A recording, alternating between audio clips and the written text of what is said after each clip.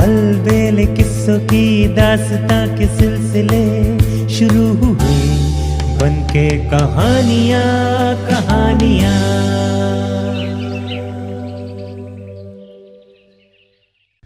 आइए सुनते हैं आज की कहानी, जैसी करनी वैसी भरनी। एक बर्फीले गांव में एक बूढ़ा आदमी रहता था। इस संसार में उसका अपना कोई नहीं था। वो स्वभाव से बहुत चिड़चिड़ा था और बात बात पर गुस्सा हो जाया करता था। उसी गुस्से में वो सभी को ऊल जलूल बातें कह दिया करता था। इसी कारण सब गांव वाले उससे नफरत करते थे।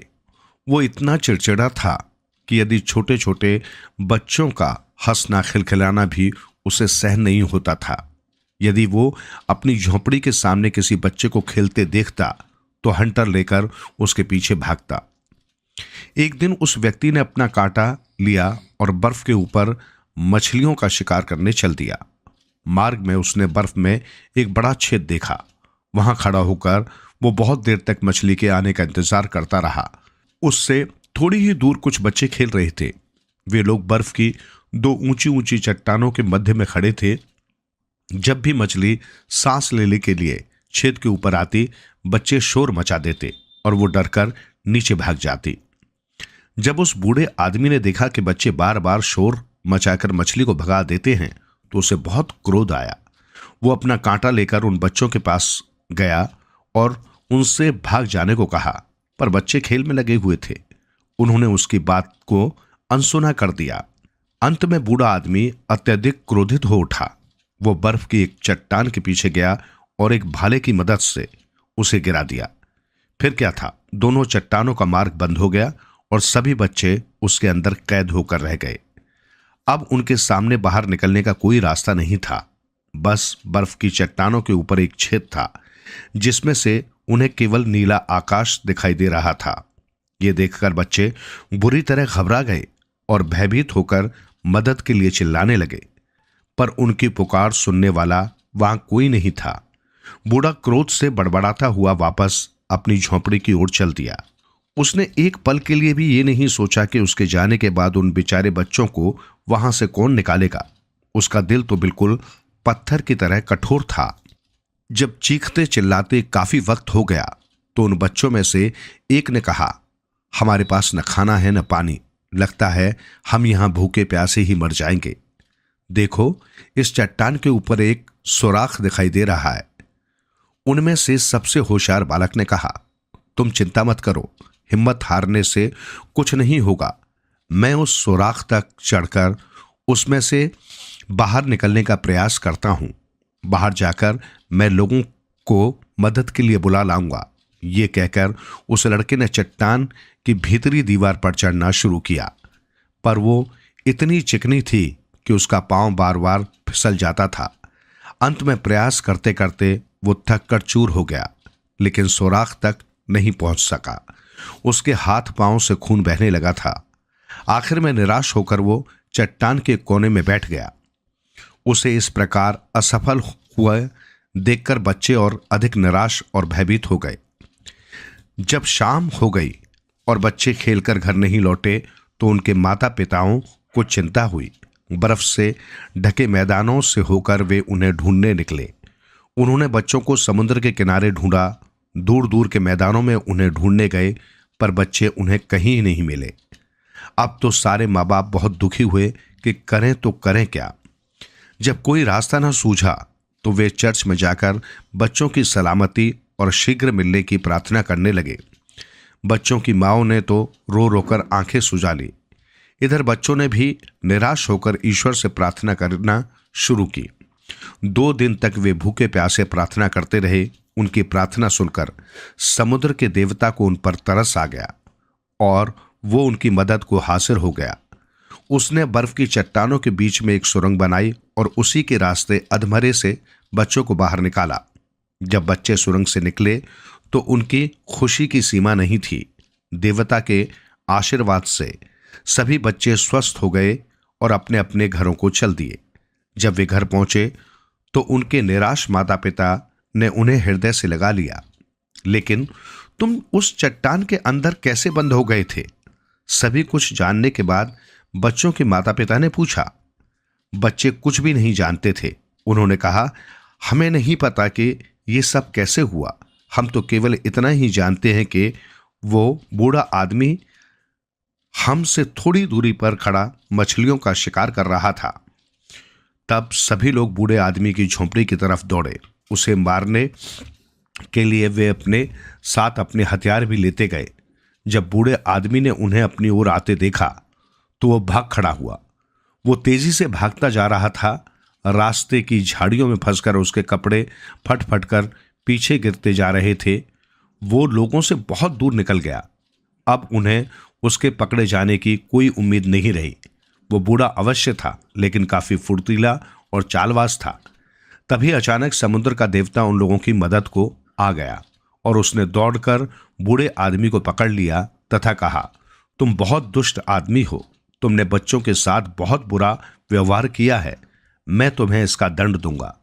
तुम्हारा दंड यही है कि तुम हमेशा स्थिर खड़े रहो और सबकी बातें ध्यान से सुनो। तुम इतने दुष्ट और निर्दयी हो कि तुमने बच्चों की बातों को भी धैर्य रखकर सहन नहीं किया। अब तुम्हें सबकी बातें सहन करनी पड़ेंगी। यही तुम्हारा दंड है। देवता के ये कहते ही बूढ़े आदमी का शरीर चमकना शुरू हो गया। धीरे धीरे वो सितारा बन रहा था। कुछ ही पल बाद वो वहां से उड़कर आकाश में चला गया। वो बूढ़ा आदमी आज भी सितारा बनकर आकाश में चमक रहा है और अपने किए का दंड भुगत रहा है। आइए सुनते हैं आज की कहानी, पवित्र आत्मा। बहुत अरसा पुरानी बात है। अमेरिका में एक पहाड़ी पर एक अज्ञात मूर्तिकार आया। उसने पहाड़ की चट्टानों को तराश कर उनमें एक बहुत सुंदर चेहरा बना दिया। वर्षा के दिनों में तूफानी बादल उस चेहरे पर मंडराने लगते, फिर खूब घमासान वर्षा होती। गर्मियों में तेज चिलचिलाती हुई धूप उसे झुलसा डालने पर उतारू हो जाती और सर्दियों में सफेद बर्फ उसे पूरी तरह ढक लेती, मानो उसका वजूद ही मिटा देना चाहती हो। सर्द हवाएं आती और चली जाती, पर उस चेहरे की सौम्यता कभी लुप्त न होती। वो हमेशा उसी तरह मुस्कुराता रहता। मूर्तिकार ने उस चेहरे को बनाया और मृत्यु की गोद में सो गया। इस बात को सैकड़ों वर्ष बीत गए। जब उस मूर्तिकार ने वो चेहरा बनाया था, तब वो क्षेत्र एक बिहार जंगल था। परंतु धीरे धीरे उस चट्टान के चारों तरफ एक छोटा सा गांव बस गया। गांव का जो भी व्यक्ति चेहरे की तरफ देखता, उसे लगता जैसे वो चेहरा मित्रता और प्रेम की भावना लिए उसकी ओर देखकर मुस्कुरा रहा है। लोग उसे पर्वतों का संत कहकर पुकारने लगे। उस चेहरे पर दुनिया भर की सादगी व पवित्रता थी। ग्रामीणों में उस चेहरे के प्रति इतनी श्रद्धा थी कि उसकी पूजा किया करते थे। उनका विश्वास था कि वो किसी देवता का चेहरा है। उसी गांव में एक छोटा सा बच्चा अपनी मां के साथ रहता था। उसका नाम जॉन था। वो अपने छोटे से मकान की खिड़की से नित्य ही उस विशाल चेहरे को देखा करता था। उसकी इच्छा थी कि वो चेहरा कभी भी उसकी आंखों से गायब न हो और वो हमेशा उस पवित्र चेहरे को निहारता रहे। उस नन्हे बालक के मन में भी उस चेहरे के प्रति बेहद श्रद्धा थी। जब भी कभी वो अपने मकान में अकेला होता तो खिड़की में जा बैठता और उस चेहरे से बातें करने का प्रयास करता, पर चेहरा उसकी किसी बात का जवाब न देता। वो तो बस चुपचाप मुस्कुराता हुआ उसकी तरफ देखता रहता। जॉन अपनी मां से भी अक्सर इस चेहरे के विषय में बातें किया करता है। वो जानना चाहता था कि चेहरा किसका है, उसे किसने बनाया, वो चेहरा हमेशा मुस्कुराता ही क्यों रहता है, वो कुछ बोलता क्यों नहीं। तब उसकी मां उसे बताती, बेटा, एक दिन हमारे गांव में एक बहुत महान आदमी आएगा। वो बड़ा ही दयालु होगा और हम सबकी रक्षा का भार अपने कंधों पर ले लेगा। ईश्वर ने इस चट्टान में उसकी शक्ल इसलिए बनाई है ताकि जब वो हमारे गांव में आए तो हम उसे पहचान जाएं और उसका स्वागत करें। कब आएगा वो पवित्र आदमी? नन्हा बालक भोलेपन से पूछता। ये तो ईश्वर ही जानता है बेटे, किंतु वो आएगा जरूर। गांव के अन्य लोगों को भी इस बात का पक्का विश्वास था। अपनी मां से जॉन ने ये सब सुना तो वो बहुत प्रसन्न हुआ।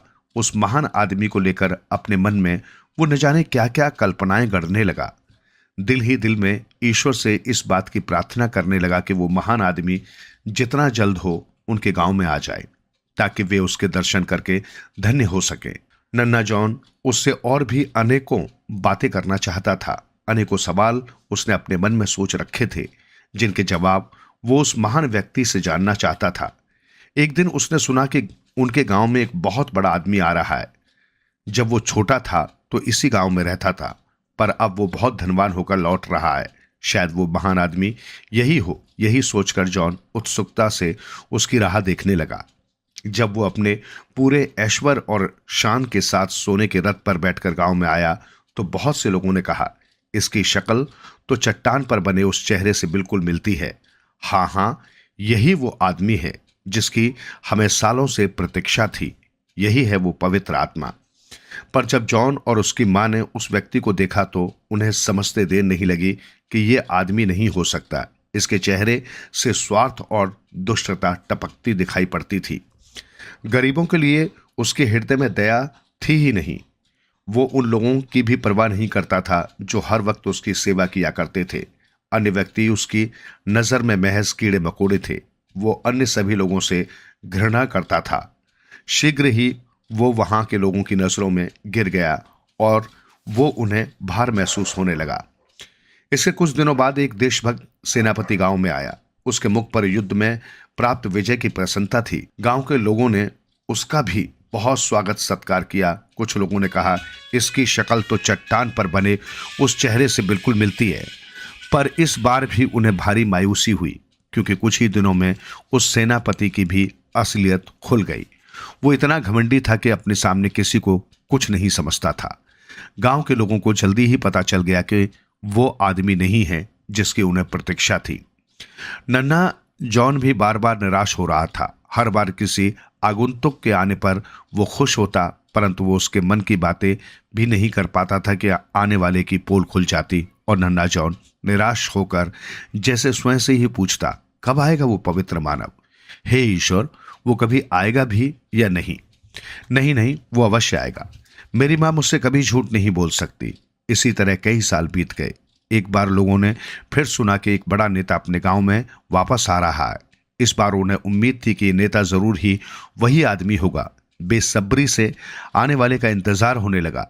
फिर वो समय भी आ गया जब उस नेता ने गांव में प्रवेश किया। नेता ने आते ही बड़े बड़े भाषण दिए और प्रतिज्ञाएं की। लोगों को बड़ी बड़ी उम्मीदें बधाई।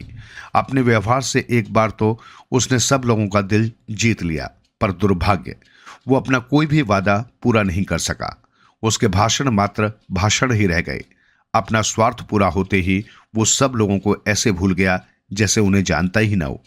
सभी को उसका चेहरा स्वार्थ और लालच से सना दिखाई देने लगा। अब जॉन निराश होने लगा था, पर जब वो अकेला होता तो उस सौम्य चेहरे की तरफ देखता, तब उसे लगता जैसे वो चेहरा उससे कह रहा है, डरो मत, वो आदमी अवश्य आएगा। इससे जॉन को साहस बंधता और वो फिर आशावान हो जाता। इसके कुछ ही दिनों बाद एक मशहूर कवि गांव में आया। जॉन हमेशा ही उसकी कविताएं पढ़ता रहता था और उससे बहुत प्रभावित था। वो अपनी कविताओं में शांति और मानवता का संदेश देता था। जब वो गांव में आया था तो जॉन ने सोचा कि अब उसका सपना पूरा होने जा रहा है। वो अवश्य ही वो आदमी है जिसका सब लोग इंतजार कर रहे हैं। पर एक बार फिर उन्हें निराश होना पड़ा। कवि जो लिखता था, वास्तविक जीवन में उससे बिल्कुल भिन्न व्यवहार करता था। शांति, प्रेम और मानवता का संदेश देने वाला वो कवि दूसरे लोगों से नफरत करता था। उसे केवल अपने नाम और प्रसिद्धि की ही भूख थी। इस प्रकार वर्ष पर वर्ष बीतते गए, पर वो आदमी नहीं आया। इसी इंतजार में जॉन का बचपन बीता। फिर यौवन आया और धीरे धीरे वो भी इंतजार की घड़ियों की भेंट चढ़ गया और वृद्धावस्था के बाद अब नन्हा जॉन बूढ़ा हो चला था। उसने अपना संपूर्ण जीवन अच्छे कामों तथा दूसरों की भलाई में ही लगा दिया था। वो रात दिन गांव वालों की सेवा करता था और सच्चे हृदय से उनका दुख दूर करने का प्रयास करता था। उसके मन में किसी के प्रति भी द्वेष भाव या घृणा नहीं थी। सबसे प्यार करना और मानवता की सेवा ही जैसे उसका धर्म था। कभी कभी वो गांव वालों को एकत्र करके उन्हें ज्ञान की बातें बताया करता था। उसकी बातों में मानवता और प्रेम का संदेश निहित होता। एक दिन जब गांव के सब लोग एकत्र होकर जॉन की अच्छी बातें सुन रहे थे तो उनके मन में अचानक ही एक महान विचार कौंधा। उन सब ने एक साथ चट्टान पर बने उस चेहरे की तरफ देखा। फिर उनकी आंखें जॉन की तरफ घूम गई। अगले ही क्षण वे सब प्रसन्नता से एक साथ चिल्ला उठे, मिल गया, हमें वो आदमी मिल गया।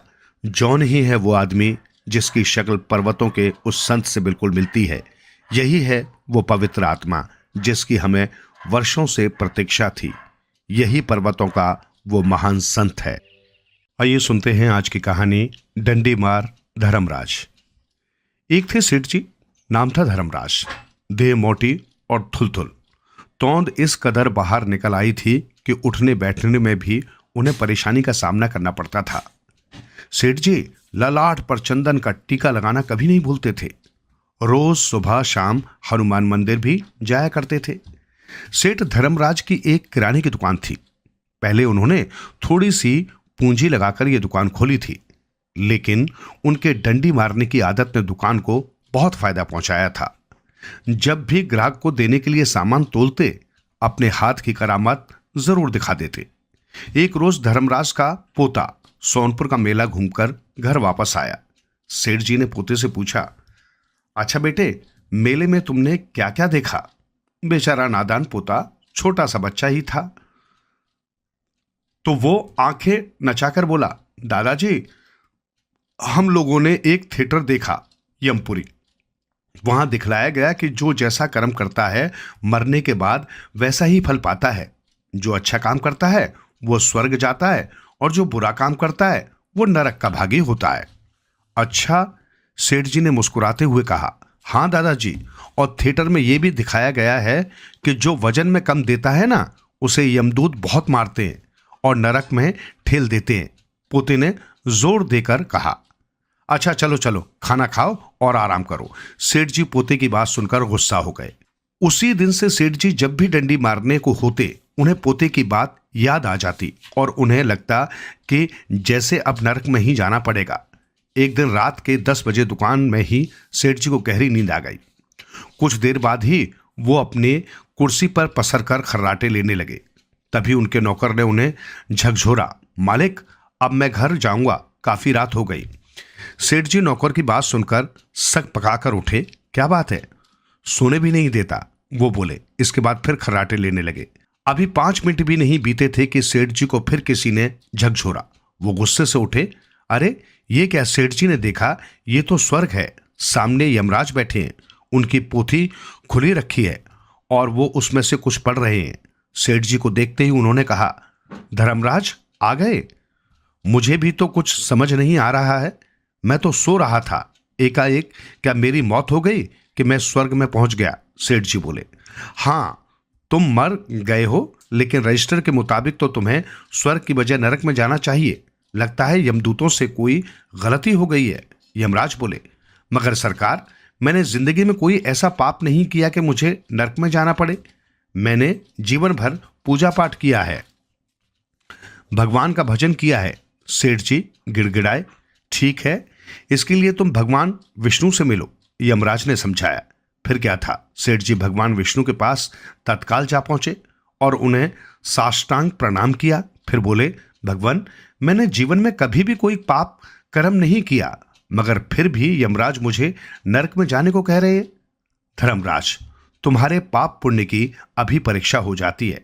ये कहकर उन्होंने सेठ जी को एक ऐसी तराजू थमाई जिसके एक पलड़े पर पाप रखा हुआ था और दूसरे पर पुण्य, मगर दोनों पलड़े संतुलित थे। सेठ जी ने जो ही तराजू को अपने हाथ में लिया, पाप वाला पलड़ा भारी पड़ने लगा और झुकने लगा। मगर धर्मराज भी तो पक्के सेठ थे, उन्होंने झट डंडी मारकर दोनों पलड़ों को संतुलित कर दिया। भगवान विष्णु ने उनकी चोरी पकड़ ली। उन्होंने हंसते हुए कहा, सेठ जी, जो वजन में कम तोलता है उसे तो नरक में भी जगह नहीं मिलनी चाहिए। तुम यहां भी अपने कर्म से बाज नहीं आए, तुम्हें नरक में ही जाना होगा। ये कहकर वो अंतर्ध्यान हो गए। सेठ जी को एक उपाय सूझा और उन्होंने वहीं बैठकर अनशन करना शुरू कर दिया। जब कुछ दिनों तक वो यूं ही पड़े रहे तो लक्ष्मी जी से रहा नहीं गया। उन्होंने भगवान से सेठ जी को स्वर्ग में ही रहने देने की सिफारिश की। भगवान विष्णु ने समझाया, लक्ष्मी तुम समझती क्यों नहीं, उस पापी को नरक में भी जगह मिलनी मुश्किल है और तुम उसे स्वर्ग भेजने की बात कर रही हो। जब लक्ष्मी जी ने सेठ जी के सामने भगवान विष्णु की बात दोहराई तो वो बोले, ठीक है, आप कृपा करके विष्णु भगवान से ये लिखवा कर दे दें कि मुझे नरक में भी जगह नहीं मिल सकती। लक्ष्मी जी ने ऐसा ही किया। सेठ जी को एक पर्ची मिली जिस पर लिखा था कि सेठ धर्मराज के लिए नरक में भी जगह नहीं है। सेठ जी ने वाक्य से भी शब्द हटा दिया और पर्ची लेकर जाने के लिए पलटे के उनका पैर फिसल गया। एकाएक उनकी आंखें खुली तो देखते क्या हैं कि वो एक कुर्सी से धड़ाम से नीचे गिर गए हैं। तो ये सपना था, सेठ जी ने सोचा। चलो अच्छा है, सपने में उन्होंने भगवान को भी परास्त कर दिया और आखिरकार नरक की वजह स्वर्ग में दाखिल होने का रास्ता भी साफ कर लिया। तभी उनकी निगाह दुकान पर पड़ी। तिजोरी खुली पड़ी थी और सारे रुपए गायब थे। आटे की बोरियां और देसी घी के सारे कनस्तर भी गायब थे। सेठ जी छाती पीटने लगे और जोर जोर से रोने लगे। उनकी आवाज सुनकर काफी लोग इकट्ठा हो गए। कोई उनके दुख में दुख प्रकट कर रहा था और कोई कह रहा था, डंडी मारकर कमाया रुपया ऐसे ही जाता है। तो ऐसे डंडी मार धर्मराज को सबक मिल गया। इसके बाद किसी ने सेठ जी को कम तोलते या डंडी मारते नहीं देखा। आइए सुनते हैं आज की कहानी, चलती नहीं चालाकी। चंदू कुमार अपने आप को बहुत चालाक और बुद्धिमान समझता था। वो सोचता, मुझ जैसा चालाक और बुद्धिमान को मेहनत करने की क्या जरूरत है। मैं तो बस थोड़ा सा भी अपनी बुद्धि का प्रयोग करके ही काफी पैसा कमा सकता हूं। एक दिन उसने एक तरकीब सोची और घर से निकल पड़ा। वो सीधा गधों के व्यापारी खींचूमल के घर पहुंचा और बोला, ताऊ राम राम, कुछ साल पहले आपने मेरे बापू से गधे का एक बच्चा लिया था और बदले में आपने मेरे बापू को 20 रुपए दिए थे। खींचूमल ने याद करने की कोशिश की, फिर कहा, लिया होगा गधे का बच्चा और बदले में 20 रुपए दिए होंगे। मैं तो गधों का व्यापारी हूं। मेरा तो काम ही है गधे के बच्चे खरीद कर उन्हें पाल पोस कर बड़ा करके बेच देना। तुम्हारे बापू से भी लिया होगा। लिया तो ये लो अपने 20 रुपए वापस और हमारा वो गधा का बच्चा मुझे वापस कर दो। हैं? ऐसे कैसे दे दूंगा? अब तो वो बच्चा बड़ा हो गया होगा। अब इस जवान गधे की कीमत 200 रुपए से कम नहीं है। मैंने वो गधे का बच्चा खरीदा था। बच्चे खरीद कर उन्हें खिला पिलाकर बड़ा किया है। अब आज की कीमत पर बेचूंगा। गधों का व्यापारी हूं मैं कुछ नहीं जानता। मैं तो अपना गधा लेकर ही जाऊंगा। झगड़ा बढ़ता गया। आसपास के गांव के लोग इकट्ठे होने लगे। चंदू ने सबके सामने खींचूमल से फिर पूछा, आपने मेरे बापू से गधे का बच्चा लिया और बदले में 20 रुपए दिए थे ना? हाँ, तो फिर हमारा वो गधा वापस करो। मेरे बापू ने मरते वक्त मुझसे कहा था कि मैं खींचूमल के पास 20 रुपए के बदले अपना गधा गिरवी रखाया हूं।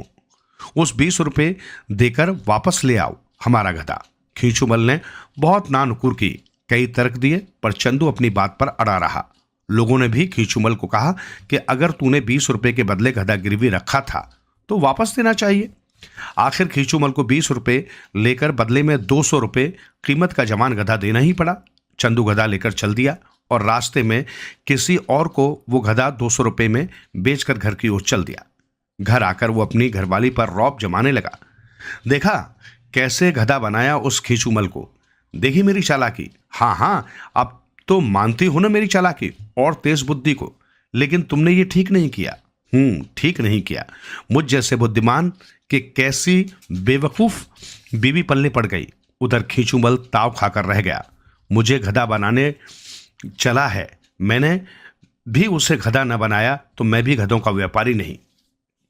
कुछ दिन बाद चंदू कहीं जा रहा था कि उसने देखा गांव से बाहर सड़क के किनारे गधों का व्यापारी खींचूमल एक गधे के गले लगकर रो रहा है। ये देखकर चंदू बहुत हैरान हुआ। न चाहते हुए भी उसने व्यापारी से पूछा, क्या हुआ ताऊ, खैर तो है ना? आप इस तरह इस गधे के गले लगकर क्यों रो रहे हो? रो न तो क्या करूं? बात ही ऐसी है कि मैं बता भी नहीं सकता कि इस गधे की वजह से मेरे पूरे 10,000 रुपए का नुकसान हो गया है। वो कैसे? अब बता ही दीजिए। मैं तो आपका अपना आदमी हूं। हाँ, तुझसे क्या छुपाना, तू तो अपना ही आदमी है। बात यह है कि मेरी पत्नी के सोने का एक हार था जिसकी कीमत 10,000 रुपए होगी।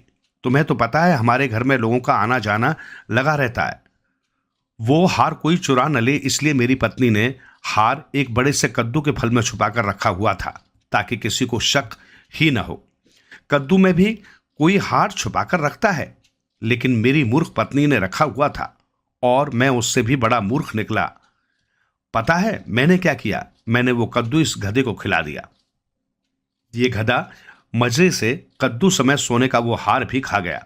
मुझे तो बाद में पता चला कि उस कद्दू में मेरी पत्नी ने हार छुपाया हुआ था। वरना मैं खिलाता ही क्यों। अब मेरी पत्नी जिद कर रही है कि इस गधे को मारकर इसके पेट से मेरा प्रिय हार निकालो, लेकिन हाय रे, मैं गधे को कैसे मार डालूं? मेरा तो ये सबसे प्रिय गधा है। ये तो मुझे अपने बच्चों से भी ज्यादा प्रिय है। अगर इसे किसी ने चुरा लिया तो इसके 7-10 हजार रुपए का वो हार भी चोरी हो जाएगा। हाय रे, मैं क्या करूं? चंदू ने तपाक से कहा, इस गधे को बेच डालो। वाह, क्या सही सलाह दी तुमने, कितने बुद्धिमान हो तुम। वाह। चंदू अपनी तारीफ सुनकर और भी खुश हो गया। लेकिन 200 रुपए गधे की कीमत और 10,000 रुपए हार की, ये हुए 10,200 रुपए। इतनी कीमत देगा कौन? पर चलो, कुछ भी नहीं से कुछ ही सही, कोई 4-5 हजार भी दे दे तो मैं बेच डालूंगा। अगर तुम उसे मुझे बेचना चाहो तो मैं इसे 2,000 रुपए में खरीदने को तैयार हूं। ठीक है, 2,000 नगद ले आओ और गधा ले जाओ। पर देख लो, मैं गधा बेच रहा हूं, हार की बात राज ही रहनी चाहिए। मंजूर है। चंदू वापस घर जाकर पैसे ले आया और गधा खरीद कर घर की ओर चल दिया। खुशी से फूला नहीं समा पा रहा था कि वाह, 10,200 का माल 2,000 में मिल गया। गधे को मारकर इसके पेट से सोने का हार निकाल लूंगा। घर पहुंचने के थोड़ी देर बाद उसे गधे को वो मारने ही वाला था कि एक आदमी ने आकर उससे कहा, चंदू जी, आप इस गधे को मत मारना, वरना 200 रुपए के इस गधे से भी हाथ धो बैठोगे। क्या मतलब? मतलब ये कि हमारे मालिक ने इस गधे को जो कद्दू खिलाया था वो दूसरा था, और जिस कद्दू में हार छुपाकर रखा गया था वो दूसरा था। मालिक 2,000 रुपए में तुम्हें गधा बेचकर गए तो देखा कि वो सोने का हार वाला कद्दू तो घर में ही पड़ा है। उनका 200 रुपए का गधा 2,000 में बिक गया और आपको नुकसान हो गया। अब उन्होंने ही मुझे ये बताने भेजा है ताकि खामखा तुम इस बेजुबान जानवर को मार ही न डालो। चंदू खूब चीखा चिल्लाया। खींचूमल के घर लड़ने जा पहुंचा। लोग भी इकट्ठे हो गए, लेकिन लोगों ने खींचूमल का ही पक्ष लिया। तुमने 2,000 में गधा खरीदा था ना, सोने का हार तो नहीं खरीदा था, फिर झगड़ा कैसा? चुपचाप अपने घर जाओ। झक मारकर चंदू लौटने लगा तो खींचूमल बोले, मुझे गधा बनाने चला था। मेहनत की वजह चालाकी और हेरा फेरी से काम लेने वालों का हमेशा यही हाल होता है। आइए सुनते हैं आज की कहानी, जुबान का कच्चा। राजा संभल सिंह के राज्य में वर्षों पश्चात खुशियां मनाई जा रही थी। खुशियां मनाए जाने का कारण यह था कि बहुत मन्नत मुरादों के पश्चात राजा के यहाँ एक पुत्र का जन्म हुआ था। वैसे तो राजकुमार बड़ा सुंदर तथा तेजस्वी था, मगर उसका पेट जन्म से ही औसत से कुछ बड़ा था। अतः राजा ने अपने पुत्र का नाम उदयराज रखा। उदयराज जैसे जैसे बड़ा होने लगा, उसके खाने की मात्रा बढ़ने लगी। वैसे तो कोई भी राजकुमार को खाना खाने को नहीं टोकता था, क्योंकि वो राजकुमार जो ठहरा, मगर खुद राजकुमार को ऐसा लगता था कि उसके अधिक खाना खाने का लोग उसकी पीठ पीछे मजाक उड़ाते होंगे। अतः वो चोरी चोरी खाना खाता। पिता की मृत्यु के बाद जब वो राजा बना तो भी उसकी चोरी से भोजन करने की आदत खत्म नहीं हुई।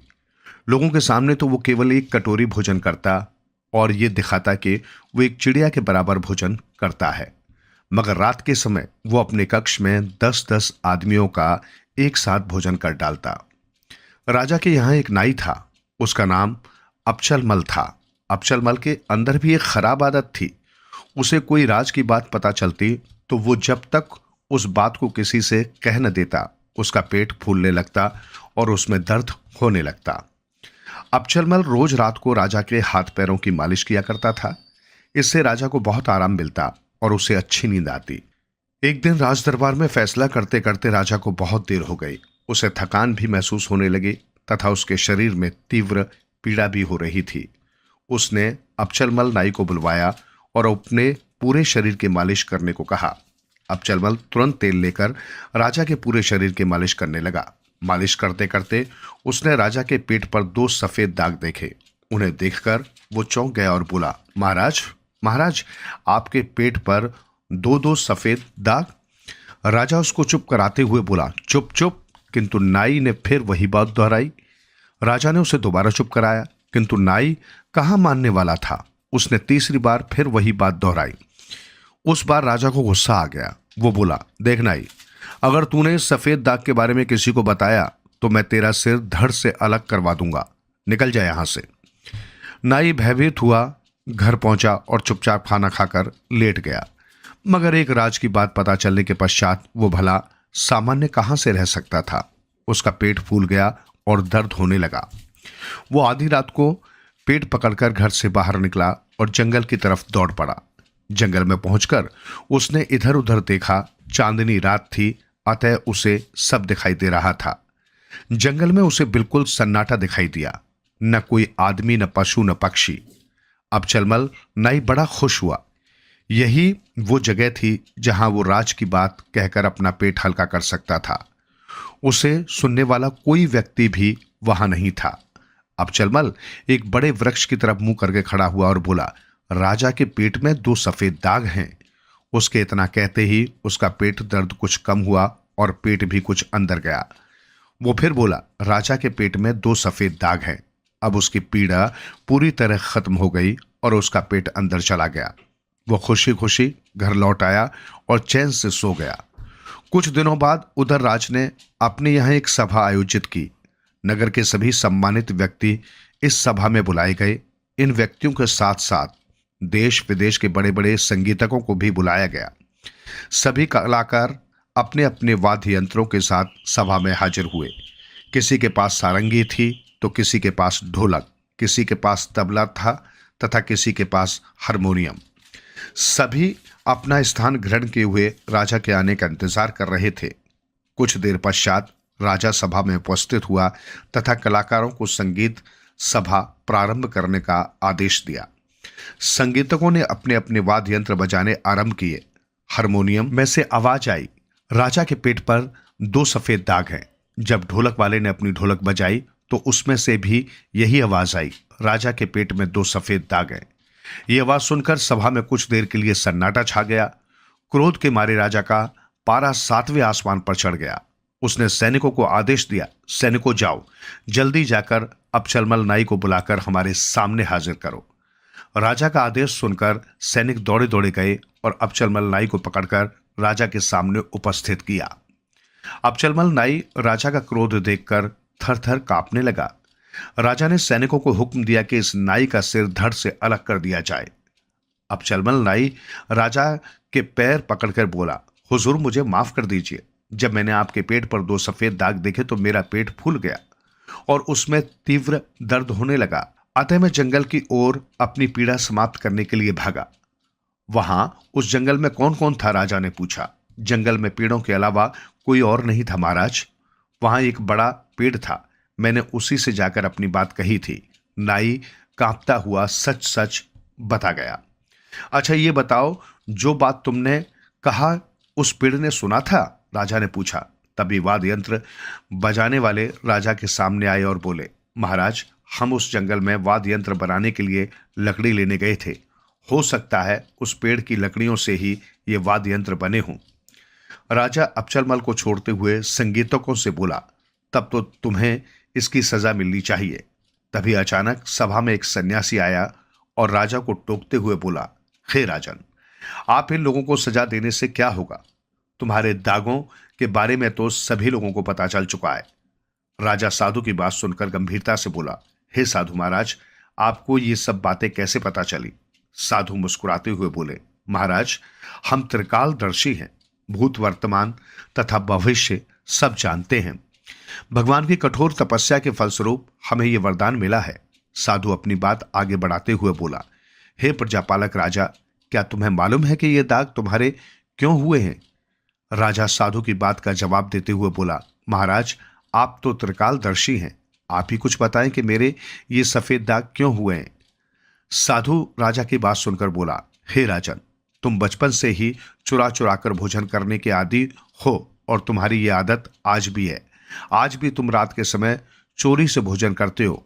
लोगों को दिखाने के लिए तुम एक कटोरी यानी एक चिड़िया के पेट के बराबर खाना खाते हो, मगर एकांत में तुम 10-10 आदमियों का खाना अकेले ही खा जाते हो। तुम्हारी चोरी की आदत के कारण ही भगवान तुम्हें सजा दे रहे हैं। यदि तुमने अपनी ये आदत नहीं त्यागी तो कुछ ही दिनों में तुम्हारे सारे शरीर पर सफेद दाग हो जाएंगे। उसके बाद सोचो उदयराज तुम्हारा क्या होगा। उदयराज ने जब साधु की बातें सुनी तो उसने उसी दिन से चोरी चोरी भोजन करना बंद कर दिया। वो सबके साथ मिलकर खाना खाने लगा। अपने पेट को सामान्य करने के लिए उसने इसकी चिकित्सा कराई और व्यायाम करना आरंभ कर दिया। थोड़े दिनों बाद राजा के पेट के दाग गायब हो गए और धीरे धीरे उसका पेट भी सामान्य अवस्था में आना शुरू हो गया। ऐसा होने के पश्चात राज उदयराज की समझ में आया कि कुछ लोगों के साथ मिल बैठकर खाने का आनंद ही कुछ और होता है। ऐसा होने में उन लोगों को भी भोजन मिल जाता है जो किसी कारण भूखे होते हैं। बांटकर खाना खाना बहुत पुण्य का कार्य होता है। इन बातों को जानने के पश्चात उदयराज रोज सैकड़ों भूखों को खाना खिलाने लगा।